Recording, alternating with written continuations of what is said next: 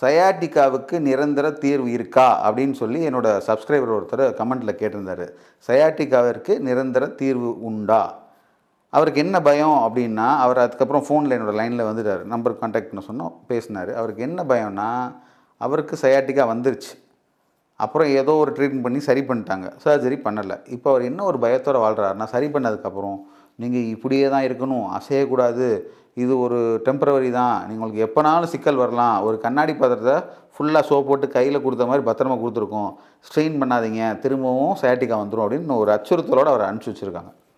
அவர் என்ன கேட்குறாருன்னா, சார் நான் சயாட்டிக்காலேருந்து சரியாயிட்டேன், நான் திரும்பியும் என்னோடய இயல்பு வாழ்க்கைக்கு போகணும், அதுக்கு ஆஸ்டியோபதியில் உதவி பண்ண முடியுமா அப்படின்னு கேட்டார்.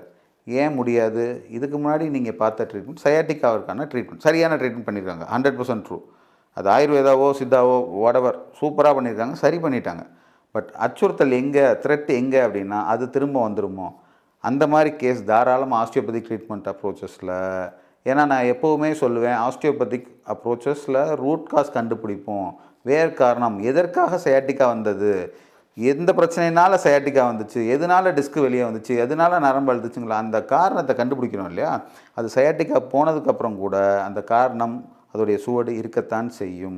எப்படி ஒரு வண்டி போனால் அதோடைய டயர் மார்க் இருக்கோ, அதே மாதிரி சயாட்டிக்காவை சரி பண்ணால் கூட அந்த டயர் மார்க்ஸுங்கிறது ஃபுட் பிரிண்ட் மாதிரி அது இன்னும் எக்ஸிஸ்டிங்காக தான் இருக்கும். அதனால தான் அந்த பயத்தோடு வாழ்கிறாங்க. அதனால தான் நிறைய பேஷண்ட்டு 10 வருஷம் முன்னாடி வந்துச்சு சார், சயாட்டிக்கா போயிடுச்சு, இப்போ திரும்ப வந்துடுச்சு அப்படின்னு சொல்கிறாங்க.